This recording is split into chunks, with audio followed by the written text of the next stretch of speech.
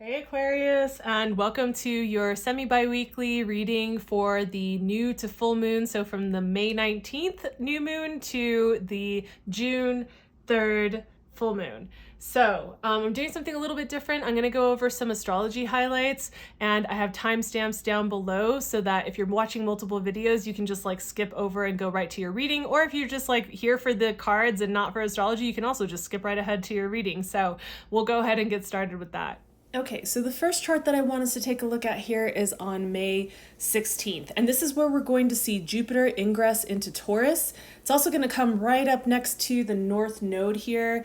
And immediately once it enters, it's going to square over to Pluto.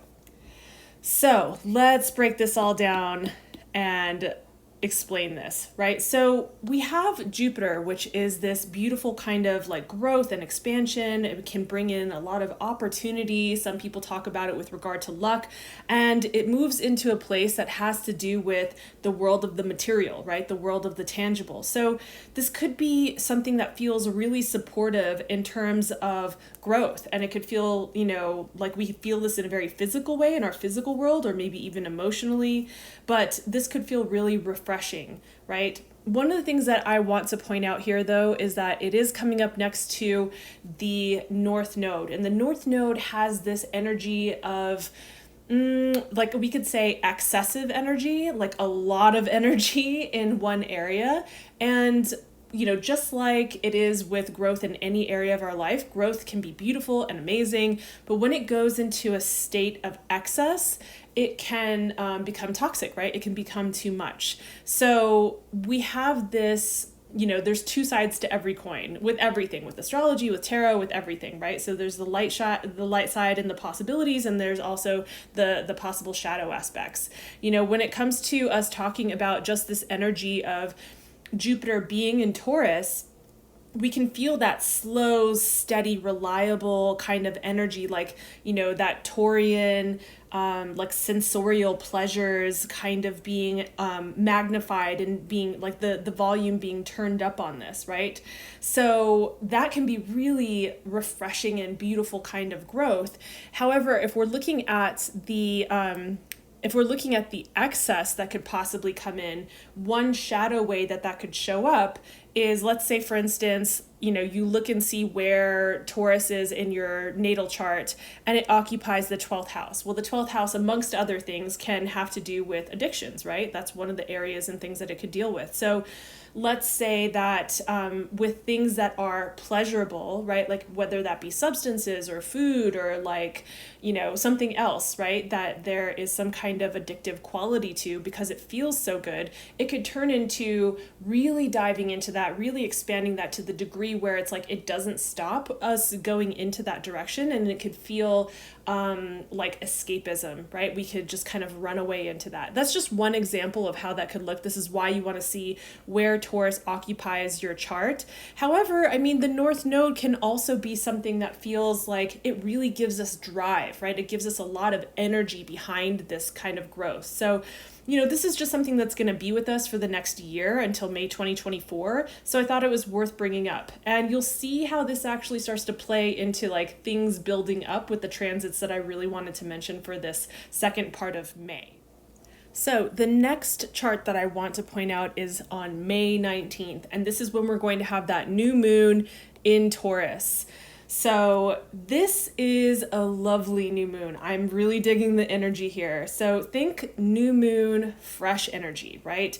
And then we have that Jupiter, which just freshly ingressed into Taurus. So we also have that refreshing kind of new energy for growth that's coming into this same sign of Taurus, right? And remember what I said about Taurus, right? Taurus is that stable energy. It's like the pleasurable aspects of our material and tangible experiences, like, think good food, good libations, good, all the yummy things, right? So we have all of this energy coming together.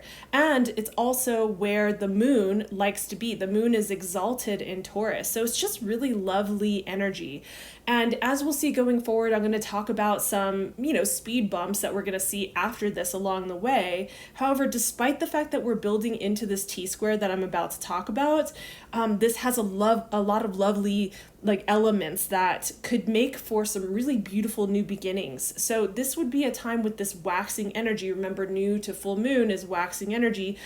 To plant those seeds. The seeds that you plant during this time are going to ripple effect, not just from here to the full moon and build in that and culminate in that way, right? But it's also for like several months out, like about 6 months out. So essentially, you want to just be really mindful of what you're doing with the energy on this day. Like, this is one of those ones where I'm like, hey, take advantage of it. You know, whatever it is that you do this day, it's like whatever you don't want to be doing more of over the next like 6 months, like, then I wouldn't, if possible, I wouldn't be putting your time, energy, and attention into that. I would really spend some of your time, energy, and attention into doing the things that you would like to see grow, the things that you would like to be doing more of with your time, energy, and attention, right?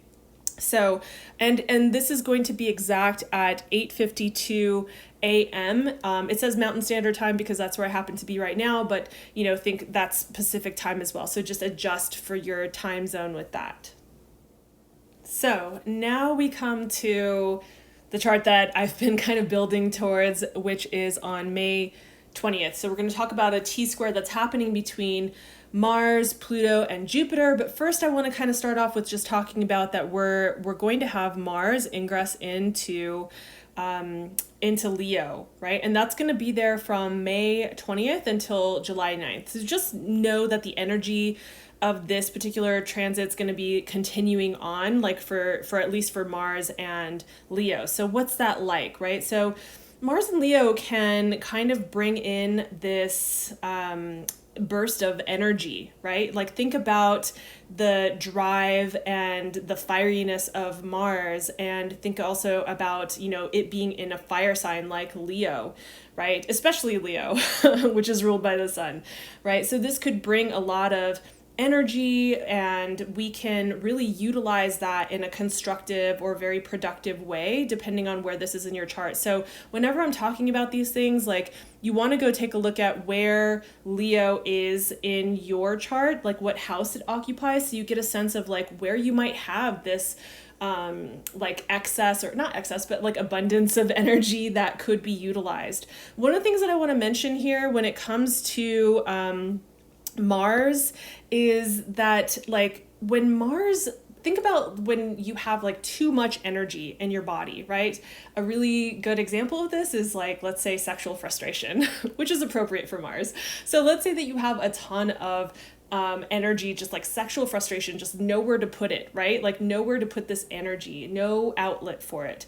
And you can feel like kind of irritated or frustrated, or kind of like get a little snarky with people, or, you know, like just feeling that kind of sense of irritation. And so, like, sexual frustration aside, like just thinking about when you have an excess of energy and no outlet to put it in, we can feel like that kind of irritation, which can come out in ways that are, you know, creating conflict with other people.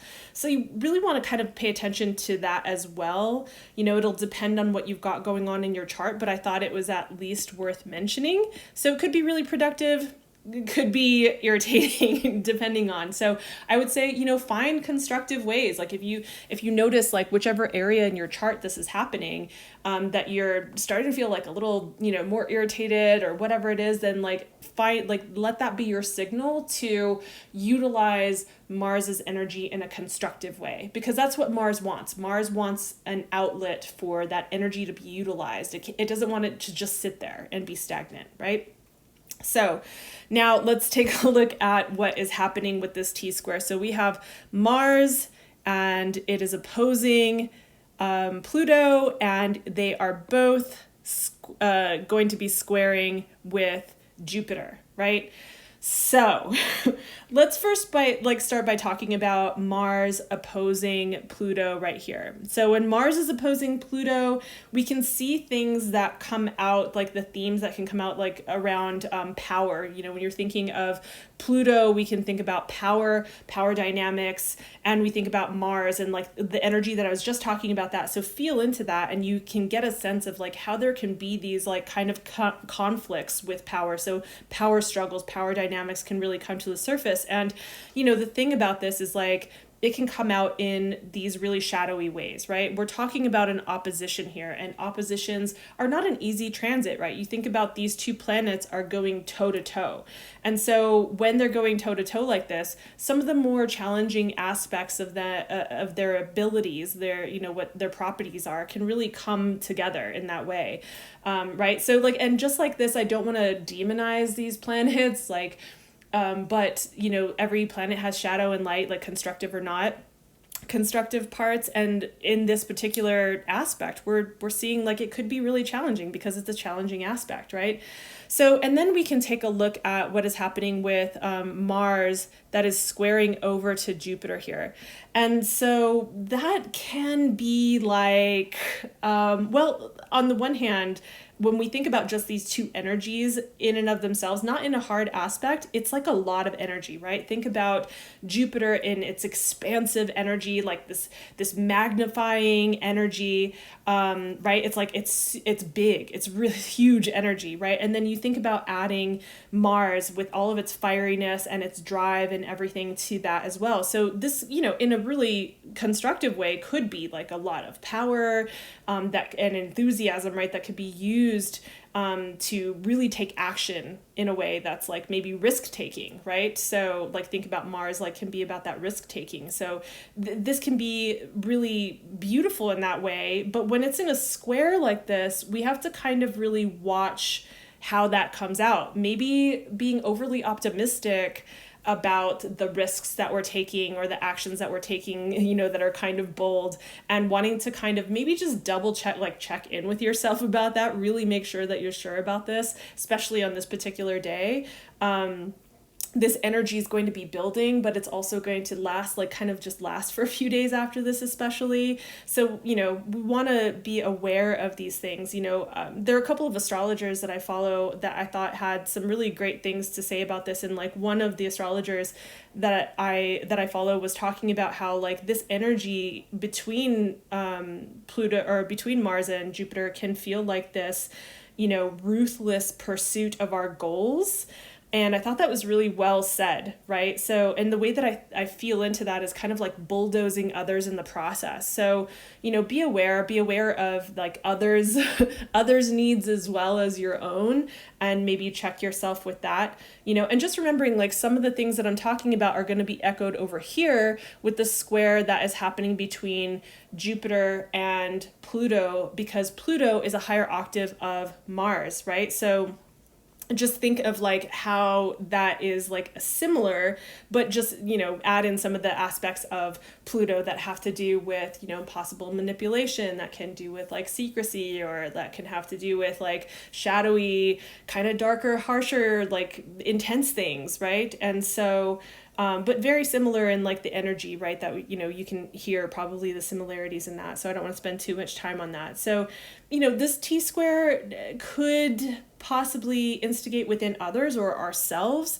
like this, you know, like maybe burst of energy that goes into like us making rash decisions, rash choices. And again, with that manipulation that comes through with like the Pluto being there. So, you know, with all of that, we want to, I think, just make sure, again, like check our own motives, check ourselves in our decision making on this day, on what we're trusting with our, like whatever opportunities we're wanting to grow, how we're choosing to grow that. I think it's worth reflecting on, like pausing and reflecting would be, I think, worth it on this day. Like if it slows down your process, I think it's worth it to slow down your process just to do your best in this particular scenario, right? I also can't help but think about, like, you hear all of the elements I'm talking about, and like, you know, with Pluto being an outer planet, I feel like this brings in like more of that collective energy, and I can't help but think about, war and conflict on that level and how that might affect things. If there's anything that I can really say, it's that, Jupiter does have benefic qualities, although it's diminished when it's being aspected in this hard way. I mean, you can kind of see it's like the pressure's being put over on like from two sides. It's like it's getting it from a couple of sides, right? But it does still have benefic qualities. And if anything, I think I'm hopeful that, Jupiter's benefic qualities can come out and maybe soften some of the edges of this hard aspect, at least a little bit. Jupiter is also known for being like this mediating kind of influence. And so I'm kind of hoping that that brings that some of that energy in here.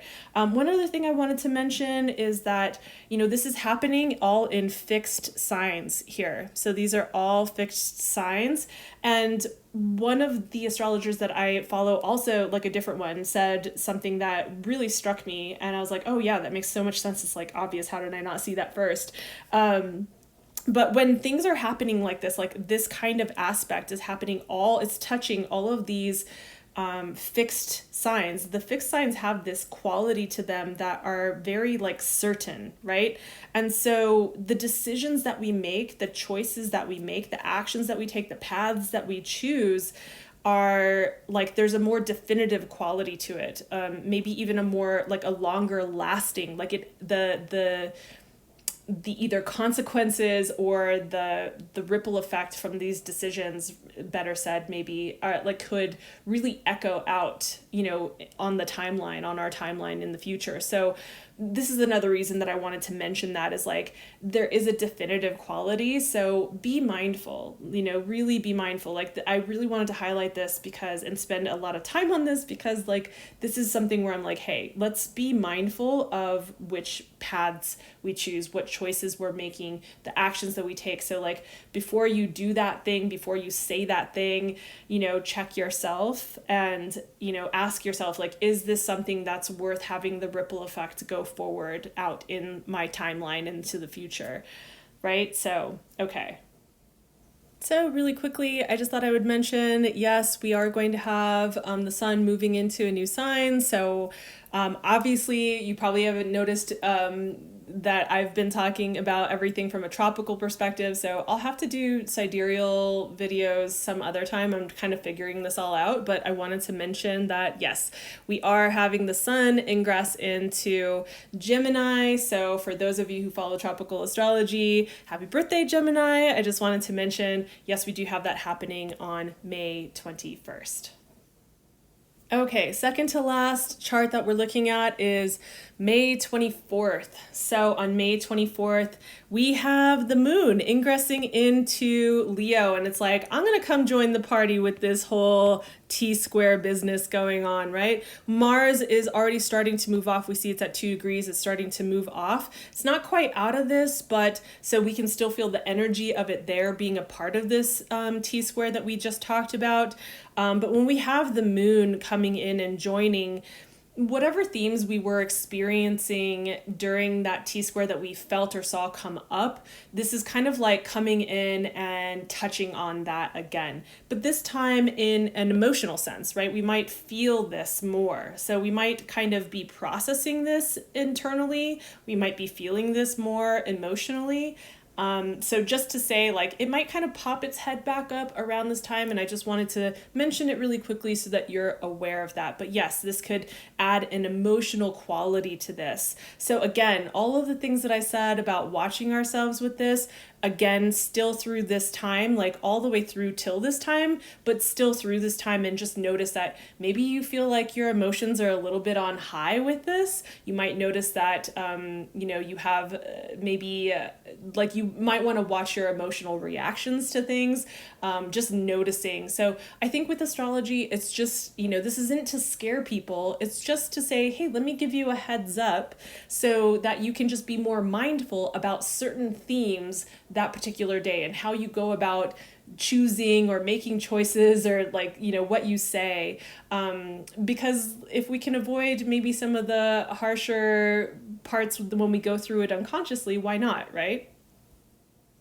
Okay, so last chart that I want to take a look at here is on May 27th. So we have a new T-square that we're going to check out. We're already starting to kind of like feel a little bit of that energy from the T-square I was just talking about between Jupiter, Pluto, and Mars starting to kind of like push off.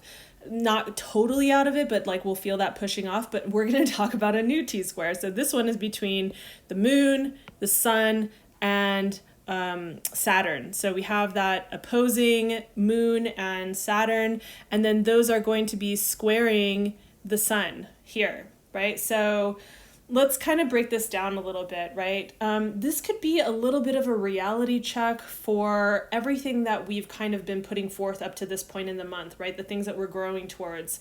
Remember when I was talking about this new moon and it being a really great time to plant seeds, I was like, yeah, we might run into things that feel a little bit like speed bumps along the way. And so this is one of those points that I was talking about. You know, when we have moon in a sign like Virgo is ruled by Mercury, and it is definitely very attentive to details, right? So we have like this quality of being able to pay attention to like the details. And then we also have that coming with Saturn. Saturn also has this ability to really focus in on the details and be more pragmatic about things as well. You know, like very kind of maybe more angular in terms of energy, right? So this could be really good, right? This could be like a way of maybe reframing how this could feel challenging, is to see that it is just showing us, it's illuminating the things in our life that need tweaking with regard to like our goals, ourselves, you know, whatever it is, right? So because like how we might experience this is that we can see all of the flaws, right? Like that's the thing about, you know, the energy of, you know, this Virgo, you know, energy with the moon and its opposition with Saturn, right? Is that it could feel scrutinizing. It can feel like it puts a damper on things because we are seeing the finer details of things. We're seeing maybe the flaws where like those things feel like there is a magnifying glass on them and we can see like every little speck of dust, right? And so with that, you know, we might feel disheartened or discouraged in some way by the things that are being shown to us because it feels uncomfortable. Again, when we're talking about, you know, opposition like that, it can feel uncomfortable in these ways, right? So this is a chance for us to reframe it though, like the, you know, the signal for us when we start to see on this day those things that are being shown to us, we can start to just say like, okay, I knew that today might be a day where I'm seeing kind of like all of the little flaws and things in my project or in myself or in whatever it is, right? And so, you know, this is, let me just make note of it. These are things that need my time, energy, and attention to be worked on, to be tweaked, right? Let me just go in and like, clearly there's an issue here. So whatever issues are showing up, they're being shown so that I can tweak them, right? So that I can make things like easier and better and like of better quality, right? That's the thing also about Virgo, wants that quality. And, you know, I think Saturn does too. Saturn wants things that are like structured, that will stand the test of time in a way. And so I think that it's trying to show us these things so that we can make adjustments to really build something that is of quality that will stand the test of time, right? So, and like, I think the key here is to see how we can, you know, constructively utilize this energy, not be so hard on ourselves or so disappointed to the degree that it actually affects our will right here with the sun, right? That it dampens our will to move things forward because the sun can have to do with that, right? Like our will. And so, you know, and we see that they're kind of like, I like to think of this like an arrow when I see T squares like this. It's like the pressure's being put on from both sides to the sun. And so we might feel challenged in that way with our forward movement, with our will to keep going with things and to move things forward. So, you know, just wanted to point this out so that we can utilize the astrology as like a signal, like like, oh, I'm seeing how I was expecting that on this day, like some themes that were going to be shown to me that were maybe harsher, or the fine details were going to show up. So cool, let me use this instead of being disheartened by it. It's being shown to me so that I can actually create something of quality and that is a lasting structure going forward. Okay, so let's take a look at what we have coming up during this approximate 2-week period of time where the energy of the moon is waxing. Remember, we're out of eclipse season. By the way, how did that end up for you? We're out of this eclipse season, and we can now kind of return to our regularly scheduled waxing energy program, whatever that is for you. Some people like to, like plant their seeds, set their intentions, set their goals, right? Like all of these kinds of things. Some people do like rituals, ceremony, magic. So like if you've been waiting for that time, this is that time. We're back to that type of energy, and it's like green light for that, right? So in these readings, these are kind of like short mini readings. We're just getting a sense of like what your guides, the universe, whatever it is that you believe in, where they are directing your attention towards, like your energy and attention for what you could be working with growing during this period of time, right? So, definitely it's going to be more personalized as you look into like your own personal chart. I talk a little bit about that in the astrology portion, so I'm not going to get into that here. Just suffice it to say that like this is a time that we have each month to really work with that building energy and building momentum so we can like really snowball that forward. So really pay attention to like what comes up for you with regard to that. So we have Mercury showing up. It's interesting because we just had Mercury come out of retrograde recently. I'm using this new deck that I have. It's not the best for filming in this light, but I'm going to use it anyway. So we are also taking a look at what kind of, we could say, spiritual advice, guidance you're getting for like how you can really maximize the results, amplify the energy for this, like take advantage of the energy that's coming through for this particular phase of the moon. I love this new background. It's just, it won't stay flat. All right, Aquarius. So what we're taking a look at here is like, again, where your energy is being directed towards and what to pay attention to. And what we have showing up here is Mercury. Mercury definitely, yes, I agree with the keyword that they have here. It has to do with messages for sure. Mercury is also about communication, not just our verbal communication or written. So like, writing as well is a form of communication. So maybe you're a writer, maybe you write copy for work, or maybe like whatever it is, you write programs, things like that. So could have to do with communication verbally, with the written word. Also though, with the way that our internal voice, our internal dialogue, right? Like how our thoughts, and also that kind of insights, like the messages that we receive through other people, through omens, through whatever it may be. So, definitely I feel like Mercury has that also dualistic nature, right? It's very like in the center and also on either side of any kind of situation. So it can see all sides and be able to perceive. And Mercury is really great at zooming into the details, like really getting into the fine details and noticing things that need to be paid attention to. So given that Mercury is out of retrograde, this could be applied to obviously very many areas of your life. I like the freedom in this because we're not talking about necessarily a specific house. But we are talking about these themes. So I feel like for you, Aquarius, you're going to know which themes, like which area of your life these themes are pertaining to, whether that's a romantic connection with your career, with friends, with like networking, whatever it is, right? So with that, we have how you can really like work with this energy and what kind of advice or spiritual advice is coming through to help you navigate this and to like work with that building energy. I like this for the card that you have is the Emperor. I'm trying to get this to like, it's just the colors are not really showing up like the way that they look here. So anyway, we have the Emperor, right? And I really love this energy because it has this quality of building something that will stand the test of time, right?